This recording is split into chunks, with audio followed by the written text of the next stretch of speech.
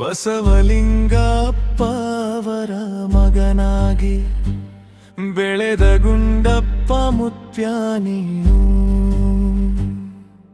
ಪವಾಡ ಪುರುಷರಾಗಿ ಜನಿಸಿದ ಹುಣಸಿ ಹಡಗಿಲದ ಮುತ್ಯ ನೀನು.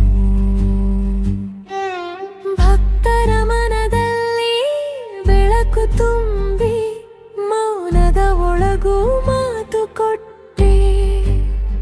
ಬರುವ ಭಕ್ತರಿಗೆ ಆಶೀರ್ವಾದ ಮಾಡಿದೆ, ಕರುಣೆಯ ಹನಿಯೇ ನೀನಾದೆ. ನೊಂದ ಮನಸ್ಸಿಗೆ ಉಸಿರೇ ನೀನಾದೆ, ಸೋತ ಜನರಿಗೆ ಶಕ್ತಿಯೇ ನೀನಾದೆ. ಹುಣಸಿ ಹಡಗಿಲದ ಮುತ್ಯ, ಪವಾಡ ಪುರುಷರು ನೀನೇ. ಹುಣಸಿ ಹಡಗಿಲದ ಮುತ್ಯ, ನಿಜ ಶರಣ ನೀನೇ.